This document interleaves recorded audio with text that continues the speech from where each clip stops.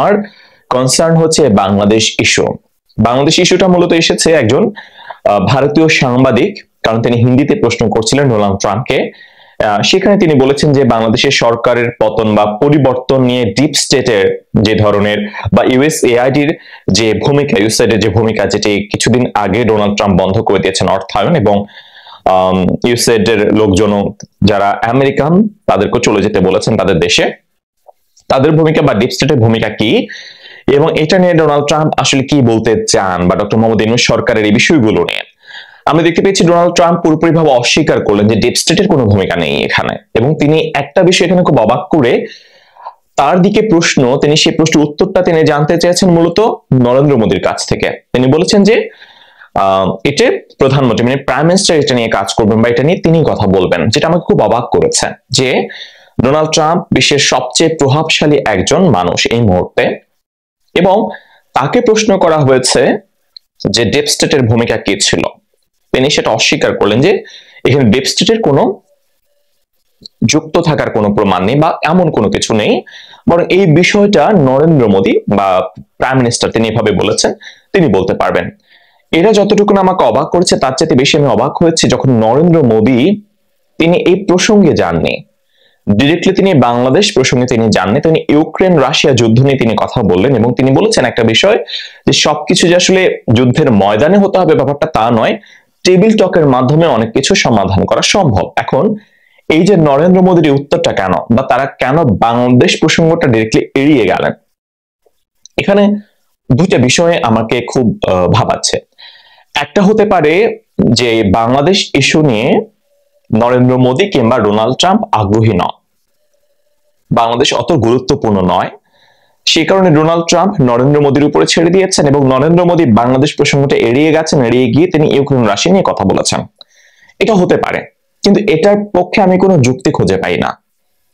কেন খুঁজে পাই না? কারণ যদি এরকমটাই হয়ে থাকে, যদি বাংলাদেশটা এরকম বাংলাদেশ রাজনীতি প্রসঙ্গে নিয়ে তারা কথা নাই বলে থাকবেন, যদি নাই তাদের ভাবনার বিষয় বা চিন্তার বিষয়, তাহলে বাংলাদেশের সাবেক প্রধানমন্ত্রী শেখ হাসিনাকে তাদের দেশে এরকম ভাবে আশ্রয় দেয়া এবং সেখান থেকে তিনি বাংলাদেশের রাজনীতিতে ভূমিকা রাখছেন, তাদের নেতাকর্মীদের উদ্দেশ্যে ভাষণ দিচ্ছেন, এই সুযোগ কি করে ভারত অ্যালাউ করবে?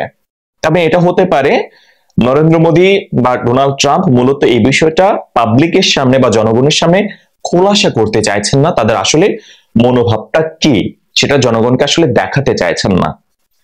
এবং এখানে তিনি মূলত রাশিয়া ইউক্রেন যুদ্ধের ব্যাপারটা নিয়ে প্রতীক অর্থে তিনি আসলে বাংলাদেশ প্রসঙ্গটা তিনি টেনাচ্ছেন, যে তিনি ডিরেক্টলি বাংলাদেশ নিয়ে কথা বলবেন না, কিন্তু রাশিয়া ইউক্রেন সংকটের ব্যাপারটা তিনি তুললেন এবং তিনি এখানে বলে দিলেন যে যুদ্ধের ময়দানে সমাধান হবে না, টেবিল টকে আলোচনার মাধ্যমে সমাধান হবে।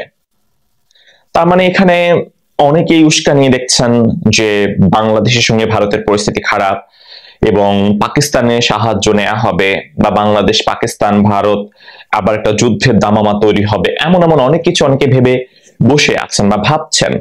নরেন্দ্র মোদী আসলে এই ধরনের ভাবনাগুলো উড়িয়ে দিয়েছেন, তিনি চাইছেন যে এগুলো আলোচনার মাধ্যমে সমাধানের বিষয়ের উপর তিনি নির্ভর করছেন। এটা হতে পারে।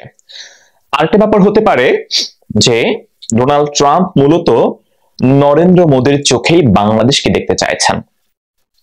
এখন দেখেন, মার্কিন প্রেসিডেন্ট ডোনাল্ড ট্রাম্প তিনি একটা দেশের সরকার প্রধান, তিনি কি এটা স্বীকার করবেন সংবাদ সম্মেলনে যে তাদের ডিপ স্টেট পরিকল্পনা তার আগের সরকারের, তারা মিলে বাংলাদেশের রাজনৈতিক পরিস্থিতি অস্থিতিশীল করেছে এবং বাংলাদেশের সরকার পরিবর্তন ঘটিয়ে ফেলেছে?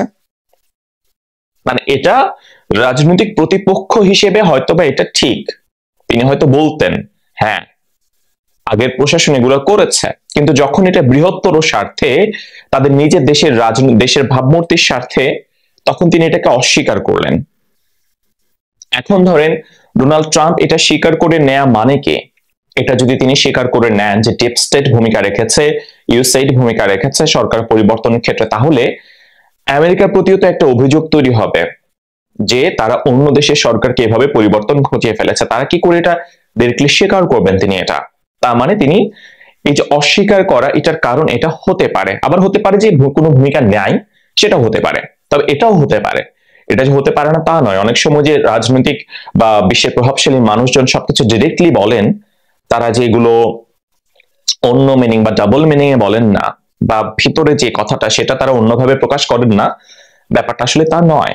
কারণ যেমন আমরা দেখতে পেয়েছি যে, আচ্ছা সে প্রসঙ্গে পরে আসছি, এবং এই যে তিনি নরেন্দ্র মোদীর দিকে তিনি তার বলটা ছুড়ে দিলেন, তিনি বলে দিলেন যে এটা আসলে নরেন্দ্র মোদী বা এটা প্রাইম মিনিস্টার তিনি জানবেন।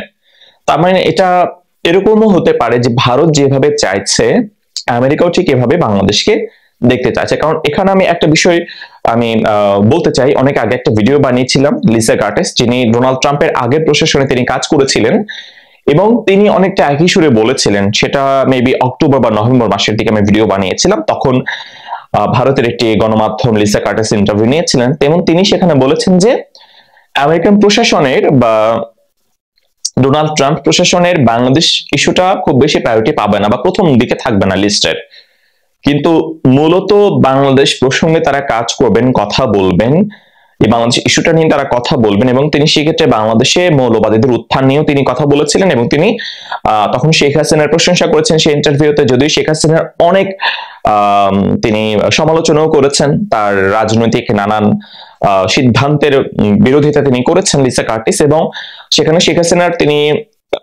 প্রশংসা করেছেন একটা ইস্যুতে মৌলবাদীদের দমন নিয়ে, এবং বর্তমান প্রশাসনের বা বর্তমান পরিস্থিতি তিনি সমালোচনা করেছেন যে মৌলবাদীদের উত্থান নিয়ে, এবং তিনি বলেছেন যে এই ব্যাপারগুলো আসলে বিশ্বের সকল দেশের জন্য উৎকণ্ঠার, এবং মার্কিন প্রশাসন এটা আসলে এরকম চুপ করে থাকবে না, এসব ক্ষেত্রে তারা এসব ক্ষেত্রে কাজ করবে, এক্ষেত্রে তারা হয়তো বা প্রতিবেশী ভারতের চোখে বাংলাদেশকে দেখতে পারে, এবং এটা লিসা কার্টিস বলেছিলেন সেই অক্টোবরের দিকে।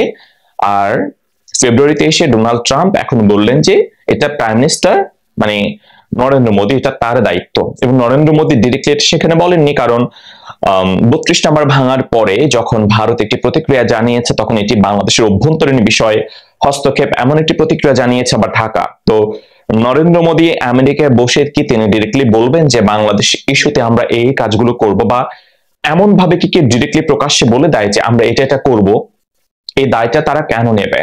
তারা তো পেছন থেকে কাজ করবে। এখন আমি জানি না, ঠিক এটা হতে পারে তারা কোনো কিছুই করবে না, হতে পারে তারা কিছু করতেও চান। এবং একটা বিষয় যেটা অ্যালার্মিং মনে হয়েছে আমার কাছে, যে ডোনাল্ড ট্রাম্প মূলত নরেন্দ্র মোদীর চোখেই বাংলাদেশকে দেখতে চাইছেন। আসলে কি ঘটতে যাচ্ছে? কারণ আওয়ামী লীগের যারা সমর্থক তারা খুব আশায় রয়েছেন যে ডোনাল্ড ট্রাম্প, নরেন্দ্র মোদী তাদের পক্ষে কাজ করবেন, আওয়ামী লীগের পক্ষে কাজ করবেন। এবং আপনাদের একটা বিষয় নিশ্চয় মনে আছে, যদি সেটা সত্য কি মিথ্যা তা জানে না, শেখ হাসিনা একটি ফোনালাপ ফাঁস হয়েছিল নূর হোসেন দিবস পালন উপলক্ষে 10ই নভেম্বরের আগে, এবং তিনি বলেছেন যে ডোনাল্ড ট্রাম্পের সঙ্গে তার ডিরেক্ট যোগাযোগ রয়েছে, যদি ডোনাল্ড ট্রাম্পের অবমাননা করা হয় সেই ছবি এবং ভিডিও তিনি ডোনাল্ড ট্রাম্পকে তিনি ডিরেক্টলি পাঠিয়ে দেবেন। তো সবকিছু মিলিয়ে আসলে ঘোলাটে রাজনৈতিক পরিস্থিতি কি ঘটতে যাচ্ছে জানি না। এমন ধরনের ডিরেক্ট উত্তর না পাওয়ায় দুই পক্ষই তারা তাদের নিজেদের দিকে নিয়ে যাচ্ছে। যারা হাসিনা বিরোধী তারা বলছেন যে হাসিনার খেলা শেষ, কারণ ডোনাল্ড ট্রাম্প এ বিষয়ে কিছুই বলেননি, এবং নরেন্দ্র মোদীর দিকে ঠেলে দিলে উত্তরটা নরেন্দ্র মোদী কথা বলেছেন ইউক্রেন রাশিয়া যুদ্ধ নিয়ে। আবার যারা আওয়ামী শিবিরের যারা হাসিনাপন্থী তারা বলছেন যে নিয়ে ভারতের ভাবনা কি, ঠিক এমন একটি প্রশ্ন বা করা হয়, এবং সেখানে আবার জোরে দেওয়া হয় ডোনাল্ড ট্রাম্পকে একটি প্রশ্ন যে বাংলাদেশের ক্ষমতার পরিবর্তনে মার্কিন ডিপ স্টেটের কোনো ধরনের ভূমিকা রয়েছে কিনা, ইউএসএইডের কোনো ধরনের ভূমিকা রয়েছে কিনা, এবং সেখানে ডক্টর মোহাম্মদ ইউনূস সাহেব আমাদের অন্তর্বর্তীকালীন সরকার প্রধান উপদেষ্টা, তার নামও সেখানে উল্লেখ করা হয়। এবং এটার উত্তর দিতে গিয়ে ডোনাল্ড ট্রাম্প আসলে পুরোপুরিভাবে আমেরিকার দিকে যে অভিযোগের আঙুল ছিল সেটা অস্বীকার করেছেন। ডোনাল্ড ট্রাম্প তিনি বলেছেন যে তিনি আসলেই ডিপ স্টেটের যে ভূমিকার কথা বলা হচ্ছে এমন কোনো বিষয় তিনি জানেন না, বা এটি নাই, ডিপ স্টেটের কোনো ভূমিকা রাখেনি, তিনি এমনটা বলেছেন। এবং পরবর্তী যে অংশটা তিনি বলেছেন সেটা সবচেয়ে গুরুত্বপূর্ণ এই আলোচনায়, বা সেটা সবচেয়ে বেশি গুরুত্বপূর্ণ বাংলাদেশের জন্য, যে বাংলাদেশের ক্ষমতা পরিবর্তনের এই ব্যাপারটুকু নিয়ে ডোনাল্ড ট্রাম্প আসলে তিনি যে কিছু বলেননি, তিনি উল্টো নরেন্দ্র মোদীর দিকে ব্যাপারটা এগিয়ে দিয়েছেন যে তিনিই বলবেন। এবং খুব অবাক হয়ে আমরা লক্ষ্য করেছি যে নরেন্দ্র মোদী বাংলাদেশ প্রসঙ্গ নিয়ে কোনো কথা বলেননি, তিনি ইউক্রেন রাশিয়ার সেই সংকট নিয়ে তিনি কথা বলেছেন। এবং এতেই দুই পক্ষের মানুষ ডোনাল্ড ট্রাম্পের এই যে এড়িয়ে যাওয়া বাংলাদেশ প্রসঙ্গ, বা নরেন্দ্র মোদী যে বাংলাদেশ প্রসঙ্গে কোনো ধরনের কর্ণপাত করেননি বা কোনো ধরনের কথা বলেননি, এই যে ব্যাপারটা নিয়ে মোটামুটিভাবে এক পক্ষ মনে করছে যে যারা হাসিনা বিরোধী তারা মনে করছে যে শেখ হাসিনা ডোনাল্ড ট্রাম্পের প্রতি যেভাবে আশা নিয়ে তাকিয়েছিল সেটা ধূলিসাৎ হয়ে গেছে, বা নরেন্দ্র মোদী ডোনাল্ড ট্রাম্পের কাছে শেখ হাসিনার পক্ষে কোনো ধরনের সিগন্যাল পাননি।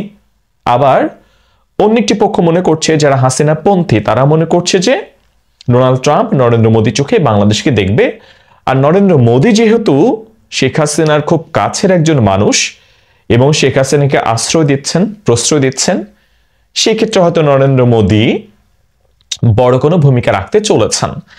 এখন এখানে প্রশ্ন যেগুলো সেগুলো হচ্ছে ডোনাল্ড ট্রাম্প কেন এই বিষয়টা নরেন্দ্র মোদীর দিকে ঠেলে দিয়েছেন।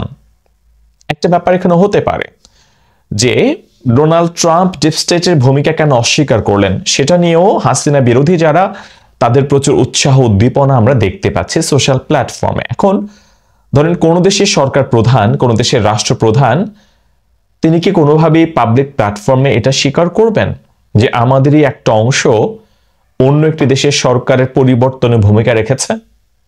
যদি রেখেও থাকে, এই ব্যাপারটা কি পাবলিকলি ওপেন প্ল্যাটফর্মে এভাবে কেউ স্বীকার করবেন? সেটা ডোনাল্ড ট্রাম্প হোক বা জো বাইডেন হোক বা বারাক ওবামা হোক, কেউ কি এটা স্বীকার করবেন?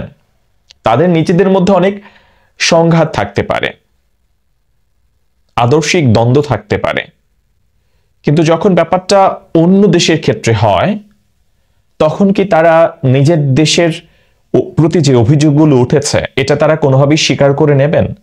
এই সেন্সটুকু কেন আমাদের হচ্ছে না? ধরেন ভারতও কি কোনোভাবে, ধরেন পেছনে পেছনে কোনো দেশের উপরে যখন প্রভাব বিস্তার করবে, তারা কি ডিরেক্টলি এটা বলবে ইন্টারন্যাশনাল মিডিয়ায় যে আমরা ওই দেশের উপরে প্রভাব বিস্তার করতেছি? এটাই কোনোভাবেই বলে কেউ, বলবে কেউ?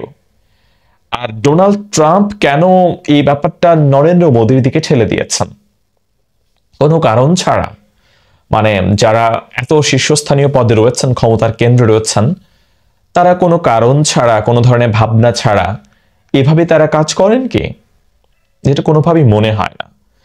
এবং ডোনাল্ড ট্রাম্প যে নরেন্দ্র মোদীর দিকে এই ব্যাপারটা ঠেলে দিয়েছেন, এটা তো একটা বিষয়তে স্পষ্ট যে হয়তোবা বাংলাদেশের পরিস্থিতি নিয়ে ডোনাল্ড ট্রাম্প আসলে ঠিক নরেন্দ্র মোদীর সাথে আলোচনা করেই ব্যাপারটা হয়তো ঠিক করছেন বা ঠিক করবেন। হয়তোবা নরেন্দ্র মোদীর চোখে বা ভারতের চোখে তিনি হয়তোবা বাংলাদেশের ব্যাপারটা দেখতে চাইবেন, না হলে তো ডোনাল্ড ট্রাম্প নিজেই সেই প্রসঙ্গে উত্তর দিতেন, তাই নয় কি?